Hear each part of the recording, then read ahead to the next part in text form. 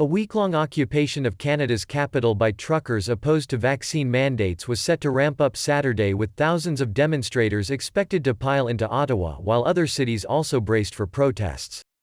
Police said they were expecting up to 2,000 protesters as well as 1,000 counter-protesters to join the hundreds already parked in front of Parliament, but organizers said tens of thousands were headed to Ottawa. Similar protests are also planned for Toronto, Quebec City and Winnipeg.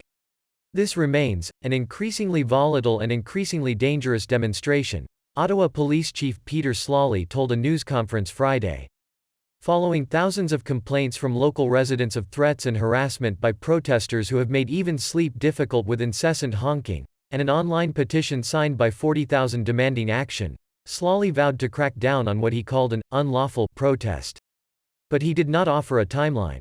Reached for comment by AFP, protest coordinator Jim Torma said on behalf of organizers that the protesters would not back down. "They're not going to hide us," Torma said.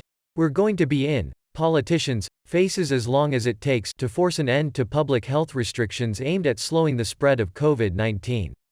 With tensions already high and counter-protesters expected to now converge on the city, however, the prospects for confrontation remain high, warned Federal Public Safety Minister Marco Mendicino.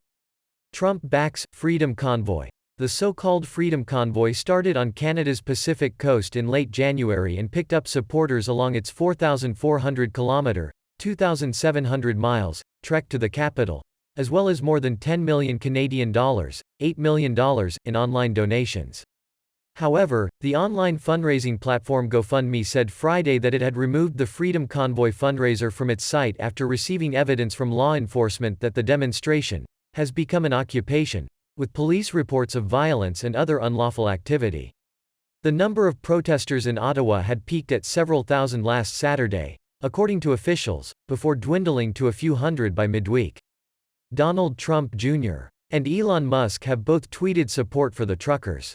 On Friday, former US President Donald Trump encouraged them too, saying in a statement that the harsh policies of far-left lunatic Justin Trudeau has destroyed Canada with insane COVID mandates. A recent Abacus poll showed 32% of Canadians supported the protesters, although only 10% of Canadian adults are unvaccinated. Prime Minister Justin Trudeau, who is isolating after contracting COVID, has refused to meet with the truckers, as others stepped up criticisms of the protesters, accusing them of racism and even terrorism, labels organizers reject. This weekend, bridges and roadways into Ottawa will be blocked, with protesters asked to park in lots on the outskirts and walk or use city transit to downtown. In Toronto, Mayor John Tory said officials were doing everything we can to avoid the situation that we're seeing in Ottawa. Toronto police started closing off streets late Friday and installing CCTV cameras to help keep an eye on the planned demonstrations. Ontario Premier Doug Ford, meanwhile, urged the truckers in Ottawa to go home, echoing the protesters' dislike of pandemic restrictions but insisting they are necessary to keep the population safe.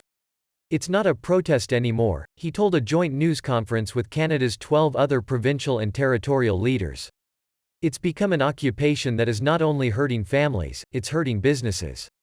Saskatchewan lifting restrictions. Premier Jason Kenney of Alberta, where protesters blocked a border crossing into the US state of Montana, urged the federal government to start easing travel restrictions and pre-flight COVID tests notably.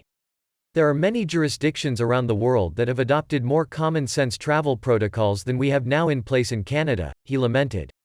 Requiring people to wear face masks for indoor activities such as shopping, vaccine mandates and most other COVID measures are provincial responsibilities. Saskatchewan province this week became the first jurisdiction in Canada to announce an imminent lifting of all those pandemic restrictions, despite pushback from doctors. "What's necessary is your freedom," Saskatchewan Premier Scott Moe said in a video address. "What's necessary is getting your life back to normal."